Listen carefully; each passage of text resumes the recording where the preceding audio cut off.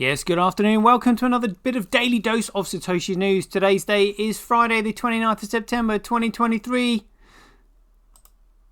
The year of BSV. Buy BSV.live, the best place to buy Bitcoin SV online, the original protocol, and genuine Bitcoin. Let's get into this just quickly. So this article just seems great. There's another one as well. Gary Gensler receives criticism from House Financial Services Committee hearing overshadowed by partisan politics. There's all sorts going on at the moment, but check this one out. So this was just released 1 hour ago by Michael Wernerman saying a government's no, Dr. Craig Wright is Satoshi Nakamoto. Buckle up.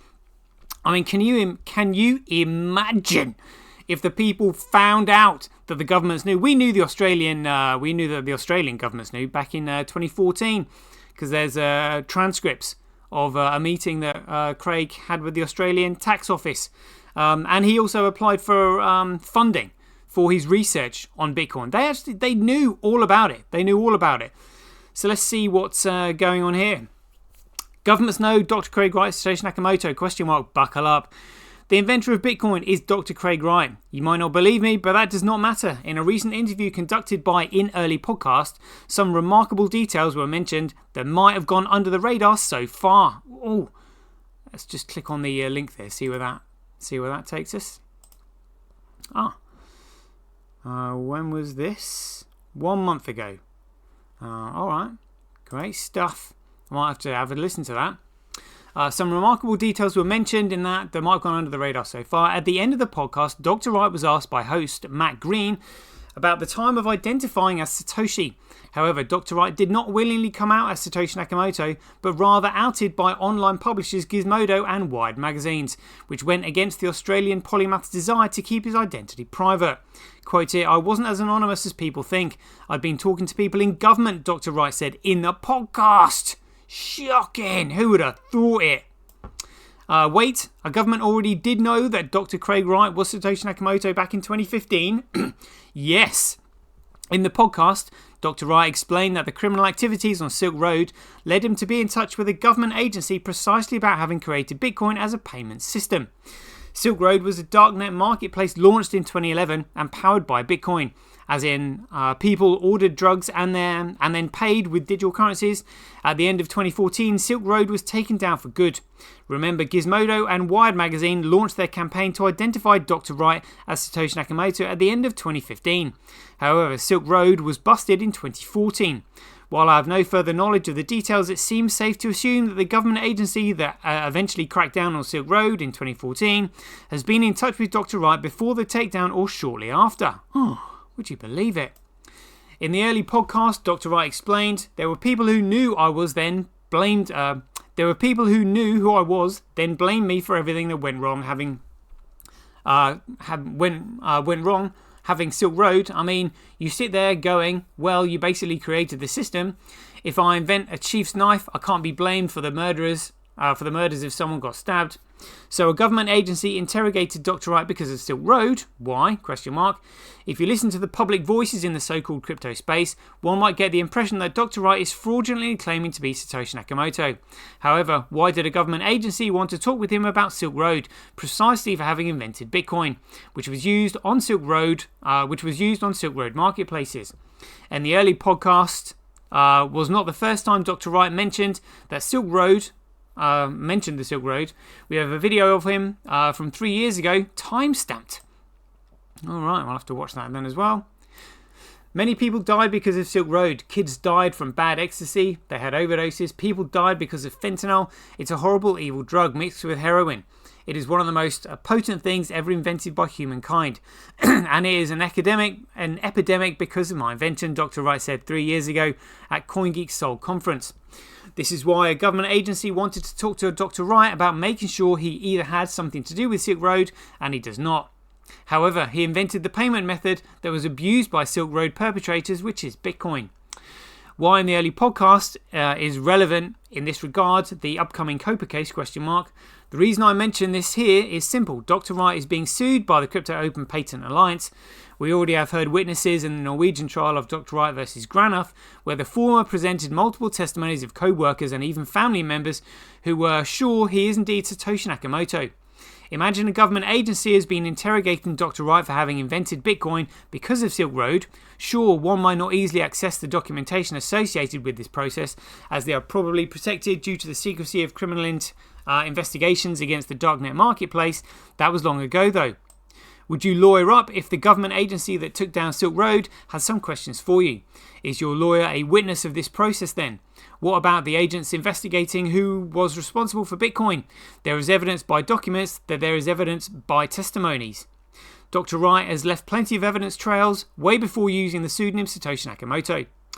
Furthermore, in the early podcast, Dr. Wright explained that before 2008, he used different names for the kind of project that later became known as Bitcoin, such as Timecoin, for example, or Timechain.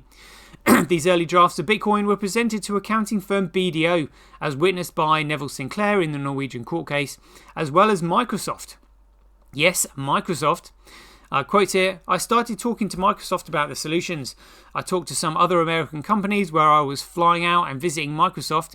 I didn't really explain it terribly well. The white paper wasn't ready when I was first talking to them. I'd been talking to Microsoft for 6 months, Dr. Wright said in a podcast. Interesting, isn't it? Again, pitching a project to Microsoft for several months could have left evidence. As far as I can tell from the COPA members list, Microsoft is not part of it. Good point. Dr. Wright is currently busy working on the original Bitcoin on the BSV blockchain, a blockchain that has processed over 1 billion transactions in 2023 so far. COPA has nothing to do with that success, and a lot of well-respected public figures seem to understand the new information economy that BSV blockchain enables. Oh, fantastic stuff. Right, I'm going to go and watch that early podcast in a second. But let's just have a quick gander at this one.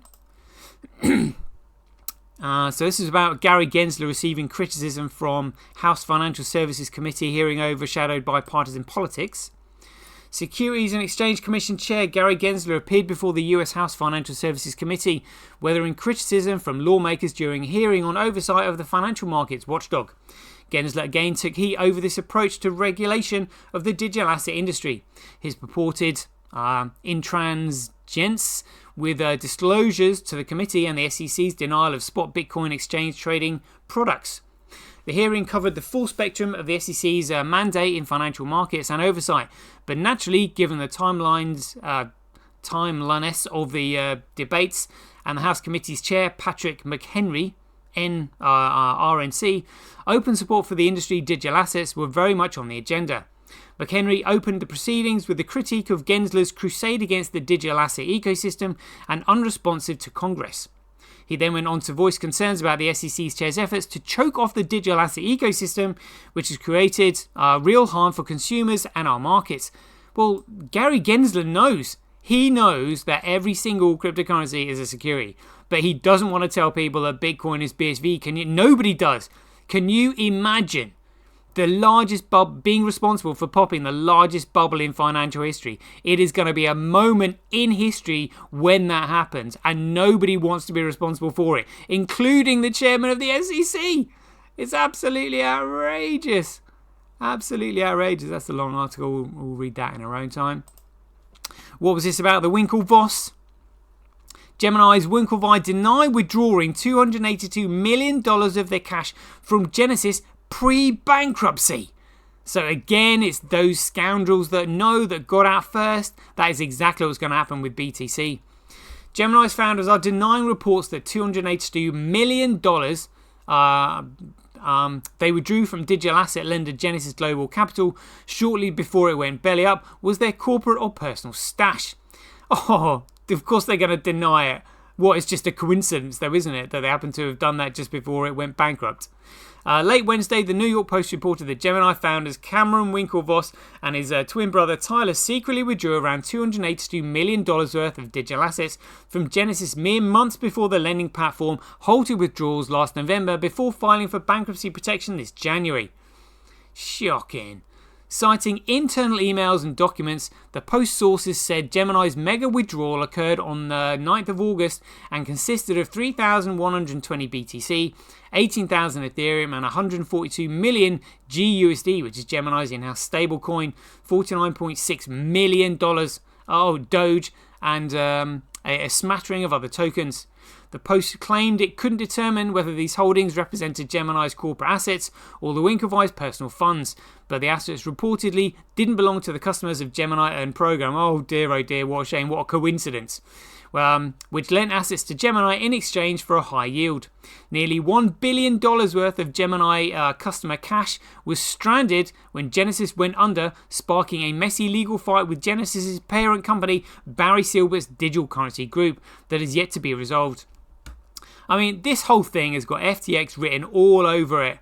It's the same shenanigans over and over and over again, just so the authorities can call for more regulation, can't trust it, blah, blah, blah. But they've allowed this entire shitcoin market to develop because there was only Bitcoin, and Bitcoin is the only way you can commoditize data. So they've allowed it, and they know it. It's absolutely outrageous. Absolutely outrageous. Anyway, there we go. We'll leave it there. Hope you enjoyed it. As ever, be aware, take care, stay safe out there, and we'll see you in the next one.